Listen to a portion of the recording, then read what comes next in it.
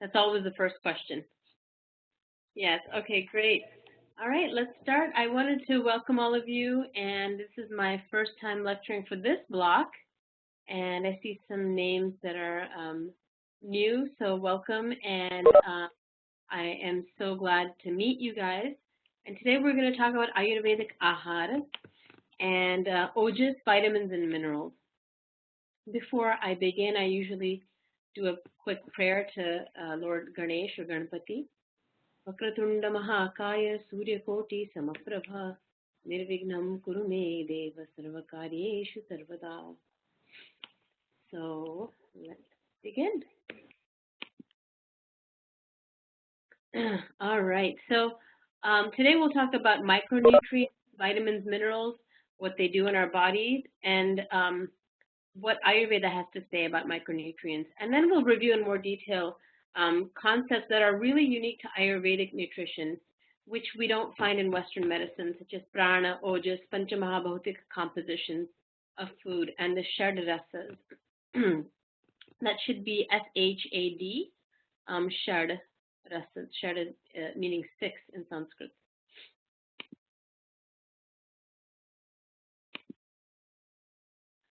So let's do a side-by-side comparison of Western nutrition that we know of and we're more familiar with, and how Ayurveda looks at food from its perspective.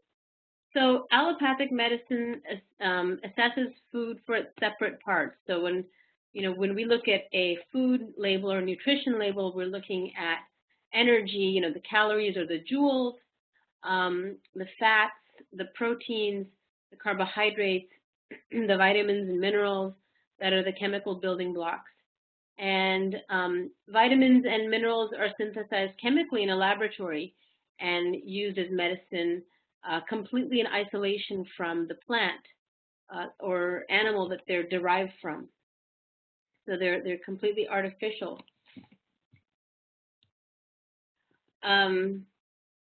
Western nutrition also does not take into account the agni of a person, the fire element within the person, or the ability of the person to digest the medicine, the patient's doshas, the state of their dhatus, their tissues.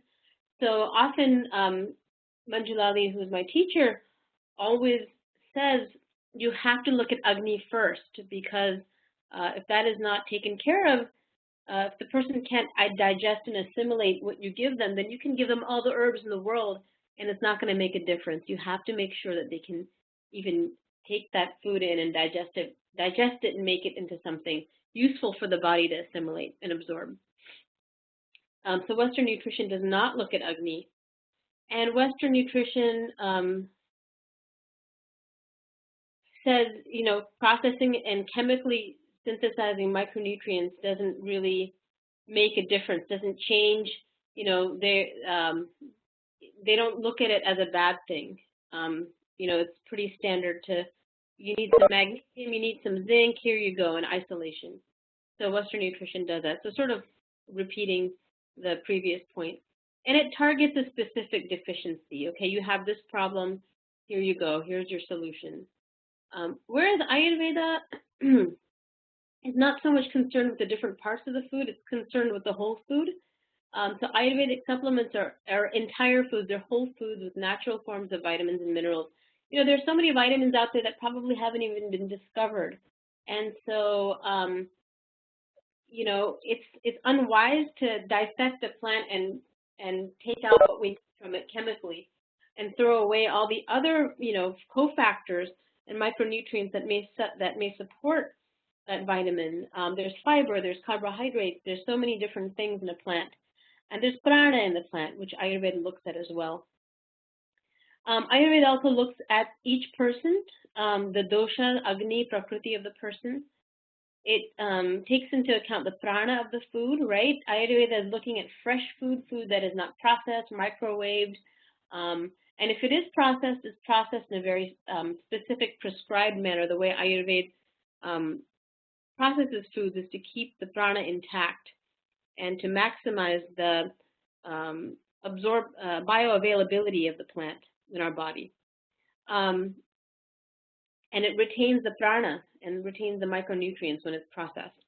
It does not believe in extracted synthetic forms of nutrients.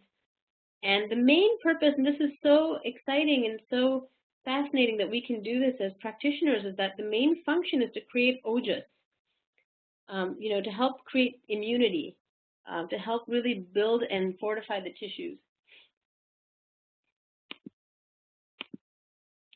So here are some vitamins, just a quick overview. You have fat-soluble and water-soluble. The water-soluble vitamins generally we excrete through the urine.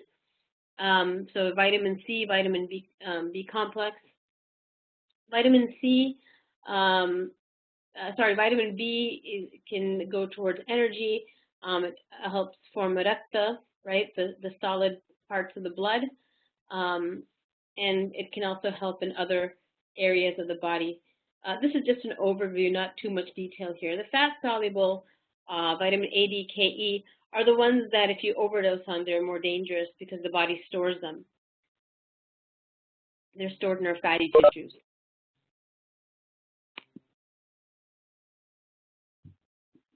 So there are certain subsets of people who need an increased dosage of vitamins, and those are children. Then you have prenatal vitamins, postpartum, which you need, there's some blood loss with pregnancy, with birth. So iron from food sources and other prenatal vitamins are sometimes continued. There's adrenal fatigue, recovering from illness, convalescing, deranged agni, and malabsorption states. Basically, this is where the body needs optimal nutrition, and rather the vitamins should be obtained from whole foods and not from a bottle.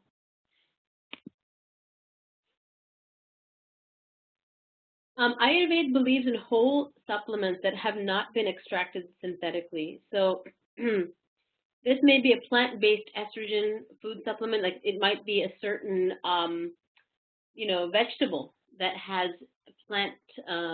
has the intelligence, the pranic intelligence to help increase the estrogen in your body. It may have an affinity for the female reproductive system.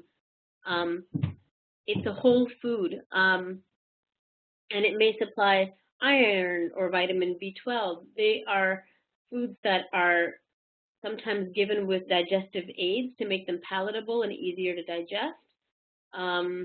For example, Chyawanprash is an example that some of you are familiar with.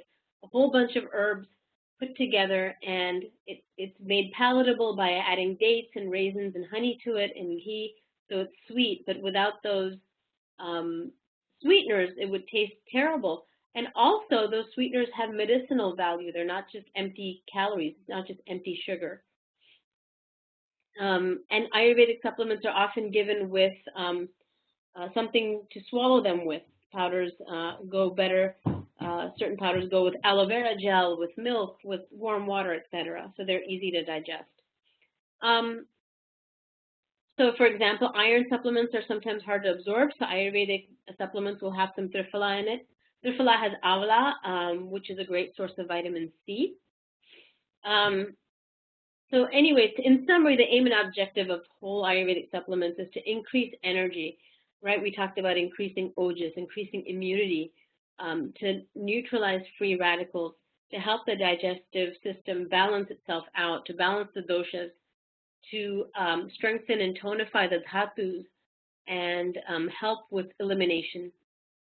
And elimination from sweat, urine, and feces. And most importantly, it increases the body's natural ability to fight imbalances. And this concept is called Ojas. So we'll talk more about Ojas as the block goes on, and we learn a little bit more about the tissues. Oh, what did I do? Okay, next slide. Here we go. So according to Ayurveda, immunity and the body's ability to fight imbalances and diseases is due to a presence of a substance called Ojas. It is the ultimate result of perfect digestion and assimilation. It is a superfine essence. It's a wholesome substance or vital essence that nourishes the body's tissues. It's kind of a abstract concept, but once you hear it over and over again, it starts making sense intuitively. And I won't do it justice like Monica G. She really explains it well. It maintains life force. It has a direct influence on the nature and quality of your body, your physical, mental, emotional life. It promotes health, longevity. It gives you positive feelings. It's nurturing for your intelligence, your creativity, and it is sometimes known as the juice of immunity. And this is, I don't know who made this presentation. I think maybe Dr. Celia did. She put in some of her favorite Ojas builders. You have dates, you have Chyawanprash, which is what I mentioned earlier, Shatavari, molasses. These are some things that really, oh, okay, thanks, Monica G. So it looks like you made the presentation. So lovely. Yeah, so these are some of Monica G's favorite Ojas builders. And I too enjoy taking some of these things, such as the Chyawanprash. It's so tasty. And my patients really like it. And the Shatavari is another great one. So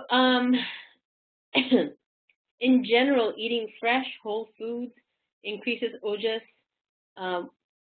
When it is well prepared, it's chewed well, it's mixed with the saliva, it's broken down by the teeth, really well. It's eaten in a pleasant atmosphere, with good company, at regular meal times, etc. And another tradition in Ayurveda to increase the ojas of food is to say a blessing over the prayer, and it's across cultures, to offer the food to a deity, to your personal God, and say some mantras or blessings or prayers over it also increases the ojas of the food. And some foods that are really good at building this ojas you have ghee, raw honey, dates, figs, mung beans, raisins especially are really good too.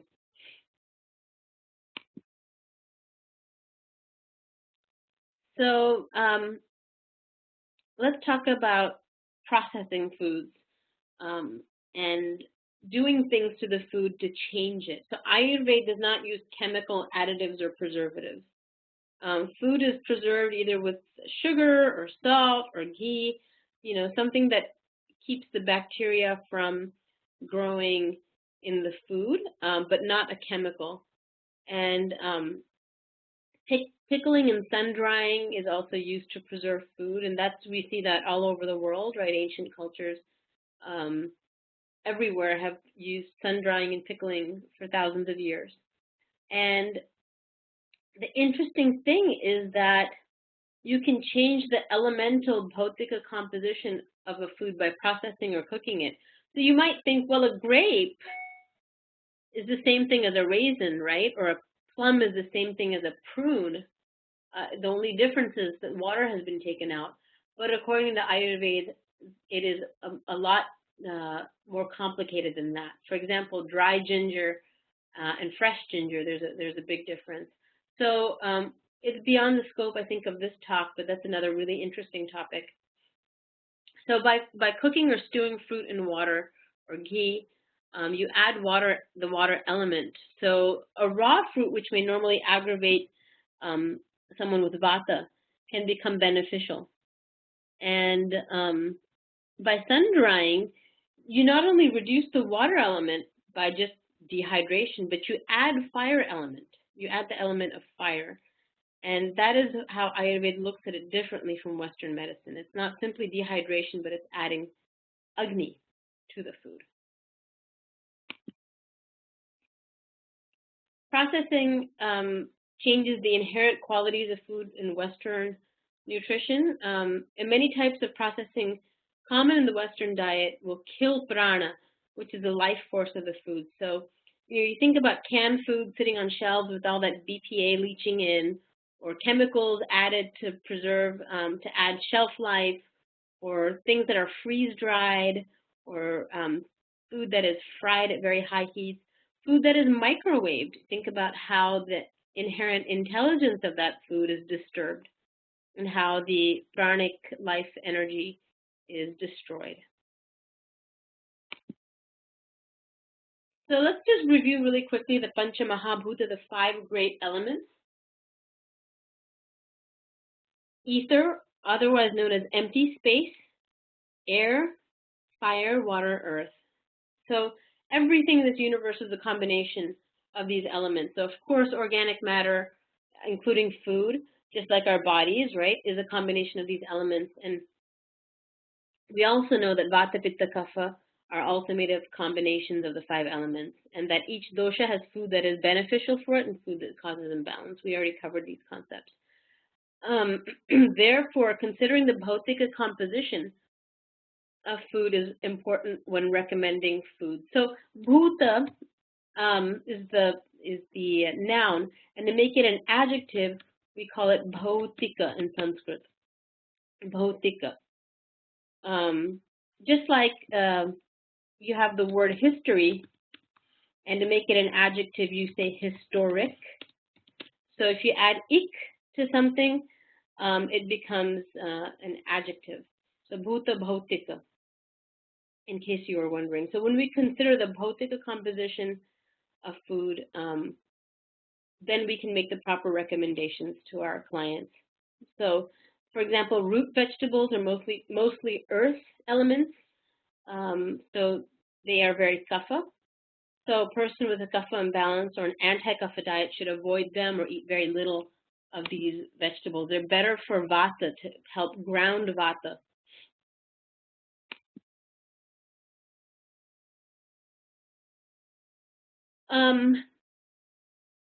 Now let's talk about the Shad rasas. There's 6 tastes. Shad in Sanskrit means 6, and the rasas are flavors or tastes. There's a whole lecture coming up on just rasas, which is really fascinating, so I won't break it down too much here, but just for now, know that it means taste. And the different rasas are created by combinations, of course, of the Pancha Mahabhutas, just as everything in the universe is. So the action of each taste is a result of the bhautika composition that's present. For example, the taste of sweetness is comprised of the earth element and water element. Sour taste is made up of earth and fire. Salty tastes are made up of water and fire. Pungent tastes are made up of fire and air. Remember, it's really drying and astringent. The astringent taste coming up, is air and earth, just very drying. And then bitter is air and ether. So with the pungent, I mean to backtrack a little bit. Pungent, you have that spiciness, so you have the fire. I misspoke, fire and air. Yet it's very light.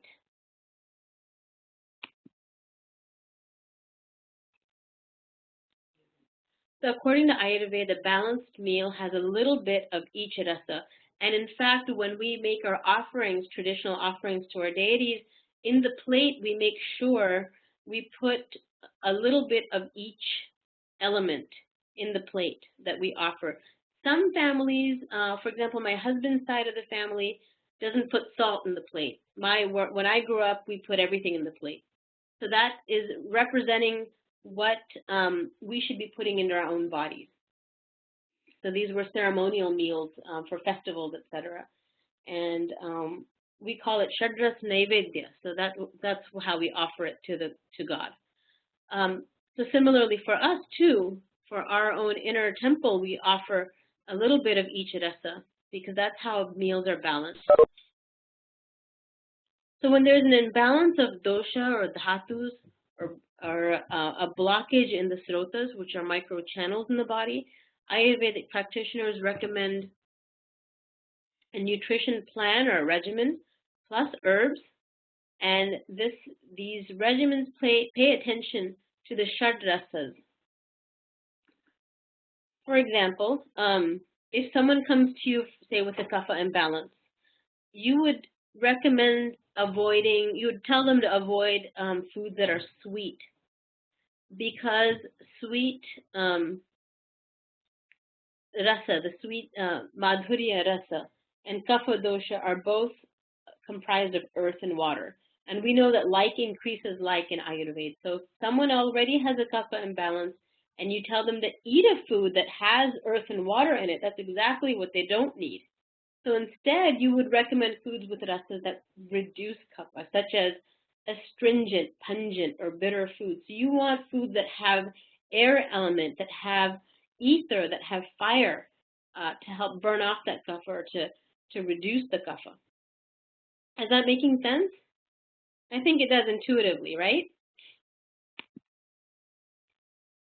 So this is a nice table that looks at the rasas and some examples of some foods, the elements and the doshas.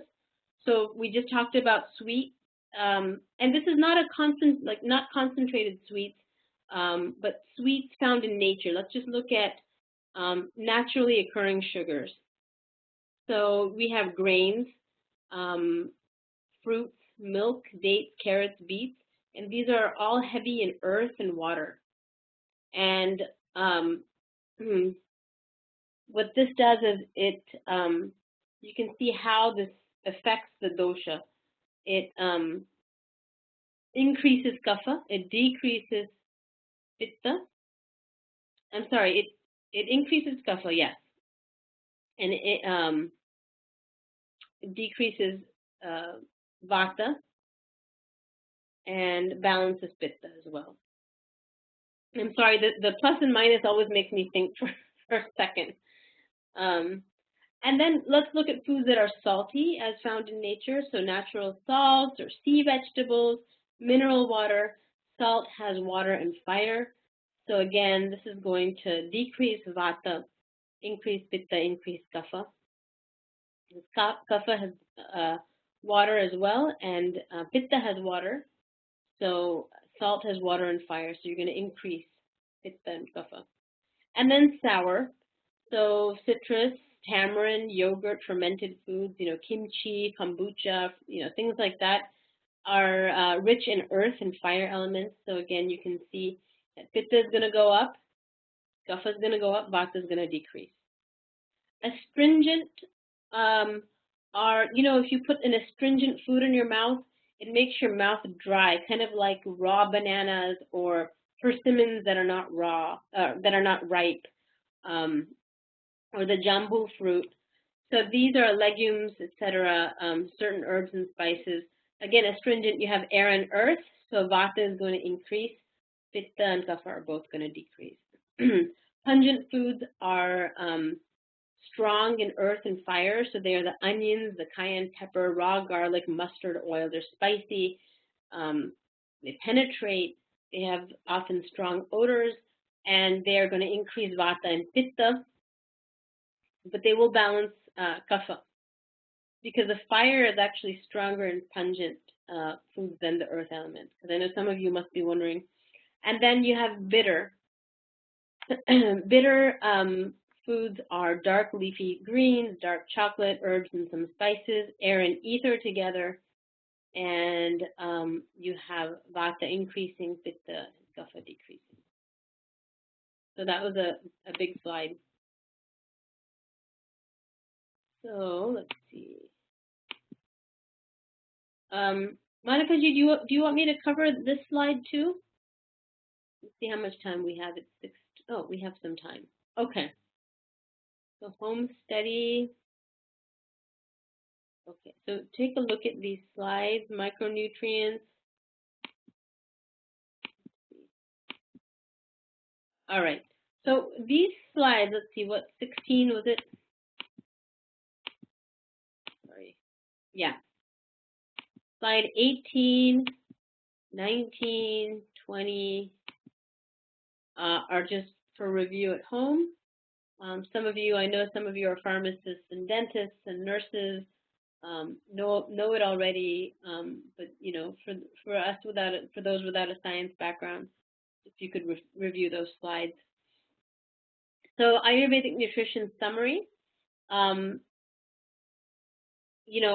nutrition is different and unique because it focuses on nourishing the body, mind, and soul, just like the Ayurvedic definition of health, right? So you want to balance all the doshas and the dhatus, which are the tissues, elimination and agni, because when we take food in, it becomes part of us. it becomes part of our body. It directly deposits. If I were to, radioactively tag all the carbon in an apple and eat it, it would show up, it would show up in my body if I were to scan for that carbon. So you see what I'm saying? It assimilates within our body. It becomes one with our flesh. So our nutrition is to be taken so seriously because it becomes you. You are your food. You are what you eat. And and when our body is happy, our soul is happy, our mind, everything is happy, and we're eliminating waste properly, and our Agni is in balance, it you become the very picture of health. So the important concepts of Ayurvedic nutrition include prana and ojas, and this is completely absent in Western nutrition. I mean, nowadays people are starting to look into it, but I'm talking about, traditional, study of food science. You're not looking at prana and ojas. It's a completely foreign concept. And when you create an Ayurvedic nutrition regimen, some of the things you should consider are the 5 elements, right? Remember our Sankhya philosophy, the 5 elements, the 3 doshas, the 6 tastes, the 3 gunas, sattva, rajas, and tamas. And, it goes on, and as we talk more about Ayurveda, we'll be bringing these topics into focus and dissecting them a little bit more in future lectures. So think about all of these things and how to help maximize your patient's nutrition, knowing what their dosha, their prakriti is, their vikruti is, what their dosha is, and you'll be better able to serve your patients. So the assignment, I think I'll let Monica Ji talk about it, to discuss and list Ayurvedic supplements and compare them to Western supplements. And I guess you can choose anything that you like. And I don't know if there's another slide after this, but does anyone have questions? I feel like I went really fast through this lecture. I know a lot of it's quite intuitive and self-explanatory, but still, if there are any questions, please type them in the chat box.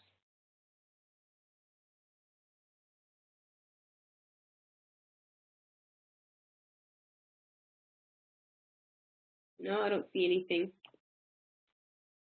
Yeah, it makes sense. So just one more thing, that everything in this universe, in this world, is made of the 3 doshas, right? And the 3 doshas,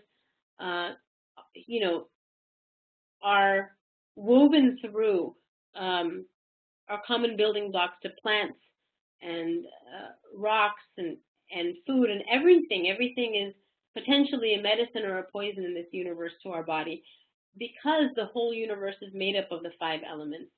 There's nothing beyond the 5 elements in the material universe. If you go beyond this universe, of course, when you talk about divinity and you talk about the supreme, then that energy, that supreme energy, is gunatita, which is beyond the 3 gunas and beyond all of the material matter. But for our matter, where we live in our universe, everything is made up of the 5 elements in various combinations, and therefore we are non-different from our surroundings, which is why we are so sensitive to any changes around us. If it's going to rain 2 days from now, if I have some sort of arthritis, my joints will tell me, because my body is made up of the same mahabhutas as my surroundings. So Monica Ji wanted me to sort of drive that point home, because as human beings we think, oh, we're separate from the universe, we're special, we're different, we're really special. We can control and manipulate our surroundings for our advantage, and to some degree we can, but in the end nature always wins, and not listening to nature is disastrous. So you may be able to fool nature for a little bit, but it catches up with you. So yeah. There used to be a commercial, I just say, when I was a kid, there was a margarine commercial that, I don't know if some of you remember, like in the late 70s, and this woman would pop up in the grocery aisle all dressed up in this blue dress, and she was Mother Nature, and she would say, it's not nice to fool Mother Nature. And it was a margarine commercial, and the margarine tasted so much like butter, according to this company, that even Mother Nature was fooled. So again, that's a whole other topic of how we have a science, a food science, where we come up with, in the laboratory, we think of, we put together different esters to make fragrances, and we make all these combinations of chemicals to make our food taste like whatever. We add chemicals, MSG, neurotoxins to it, artificial sweeteners. But in the end, those are always going to cause problems, cancers, or just imbalances in the body.